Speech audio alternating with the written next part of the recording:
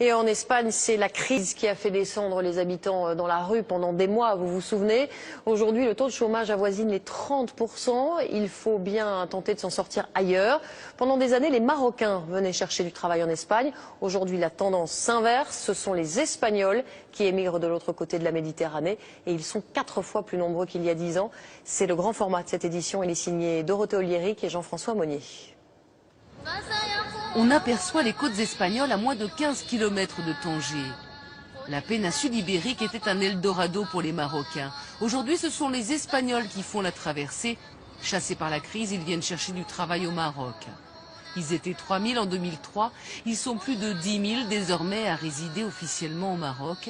Mais en réalité, ils seraient plusieurs dizaines de milliers à vivre dans le royaume chérifien.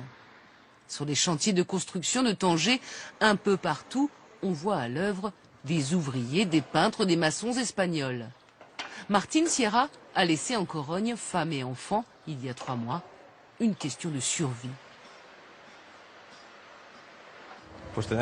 Je suis venu pour trouver du travail. En Espagne, la situation est très mauvaise. Il n'y a rien. Vous auriez pensé venir ici? Jamais. Pour des vacances, oui. Mais pas pour du travail.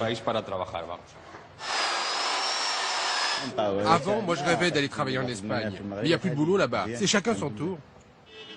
Avant la crise, les Espagnols résidant au Maroc étaient essentiellement des enseignants, des diplomates ou des hommes d'affaires.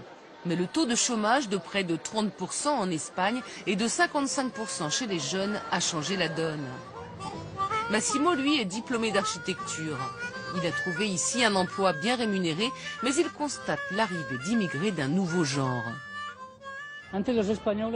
Avant, les Espagnols arrivaient ici en terrain conquis. Ils étaient convaincus qu'ils pouvaient s'acheter le Maroc. Et maintenant, ils viennent ici pour demander de l'aide et acceptent de travailler pour le même salaire que les Marocains. À 1 heure de route de Tanger, la ville de Tétouan. L'été, la région est prise d'assaut par les touristes. Mais pour l'heure, la station balnéaire de Martil est juste balayée par les vents. C'est cette petite bourgade qu'a choisi Salvador. Ce ferronnier espagnol a passé ses dernières années à Malaga sans l'ombre d'un job. Il lui reste une dizaine d'années avant l'âge de la retraite. Rester en Espagne pour vivre chez mes parents comme quand j'étais enfant? C'est pas possible. Là-bas, il n'y a rien. Mais ici, il y a du travail. Et j'adore. Et pourtant, ce n'est pas facile de tout recommencer. Salvador a certes déjà adopté la djellaba, mais pour communiquer avec les clients marocains, ce n'est pas encore ça. C'est compliqué la barrière de la langue. Oui, ça c'est un peu mon petit problème. Mais petit à petit, on va y arriver. L'église, c'est le point de ralliement de tous les Espagnols. Chaque semaine, ils parlent ici du pays. Ils s'entraident aussi, donnant aux nouveaux arrivants les bons plans. Ici, avec 400 € par mois, location comprise, vous vivez comme un roi, sans vous priver de rien. 1 kilo de tomates, c'est 30 centimes. Un thé, un café, c'est moins de 50 centimes. Paco est le président de l'association catholique. Il s'inquiète du nombre d'Espagnols désormais clandestins au Maroc. Il y en a plein en situation irrégulière. On va voir ce qui va se passer.